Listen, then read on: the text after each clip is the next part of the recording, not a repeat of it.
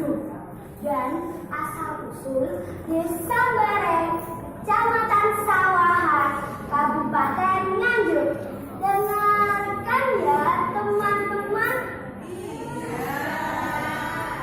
Pada zaman dahulu ada seorang janda tua yang kaya raya dan sakti mandraguna.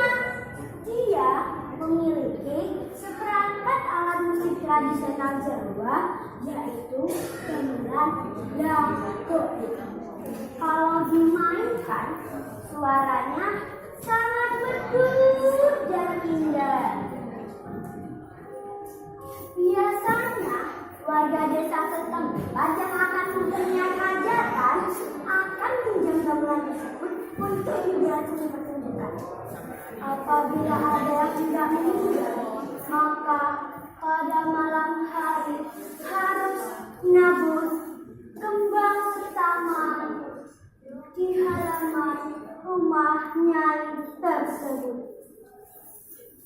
Dari keesokan harinya, gamelan tersebut secara goib langsung ada di halaman rumah. Namun pada suatu hari ada seorang warga desa yang telah menjaga gamelan tersebut. Tetapi ketika membalikkan rumah Nyai, tidak lengkap jumlah gamelannya. Bukan main marahnya tersebut. Dia pun berkata, mulai saat ini aku tidak akan meminjamkan gamelan milikku. Warga desa pun resah karena membutuhkan gamelan tersebut. Kemudian ada seorang sakti mandraguna yang bernama Mawin Tinggi. Dia berniat membantu warga desa agar bisa memakai gamelan tersebut. Dengan mencuri gamelan, dia pun sesumbar. Hai Nyai, kalau engkau tidak meminjamkan gamelan itu kepada warga desa, maka jangan salahkan aku bila gamelan hilang aku ambil. Nyai pemilik gamelan mendengar semua itu. Dia pun tertawa. Siapa kau berani menantangku? Coba saja kalau kau merasa mampu. Bila kau berhasil mengambil gamelan milikku, maka aku akan bersumpah aku akan berubah menjadi patung. Terdengar petir menyambar mendengar sumpahnya tersebut. Mulailah Mawin merasa kesaktiannya. Dia pun bergumam, aku harus bisa membeli gamelan goib itu. Demi warga desa, aku akan melakukan seluruh kesaktianku. Dia pun bersemedi. Secara tak kasat mata, sukmanya pun berhasil menggali lorong sampai jauh, sampai menyeberang sungai. Tanah yang digali semakin luas akan jembar dalam bahasa Jawa. Yang berada di lereng bukit atau dalam bahasa Jawa disebut ereng-ereng. Maka kelak kemudian hari menjadi Desa Bareng, jadi kata jembar ereng-ereng. Akhirnya Mawin Tinggi berhasil menemukan tempat gamelan goib berada.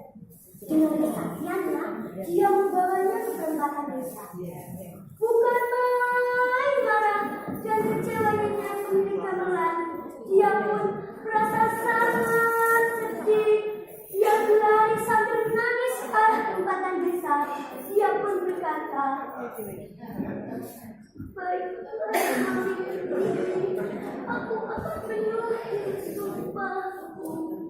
Tetapi ingatlah, aku tidak rela gamelan itu menjadi milikmu. Sampai kapanpun tidak akan menjadi milikmu. Tiba-tiba petir menyambar dan kilat menyambar.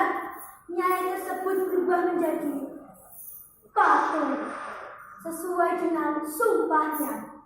Dan seperangkat alat musiknya pun tiba-tiba mukso atau hilang menjadi patung juga.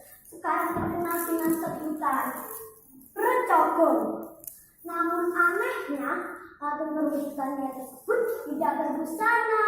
Makanya patung itu dinamai dengan patung Mbah Udo yang berasal dari dari bahasa Jawa yaitu kuda yang artinya tidak berbusana.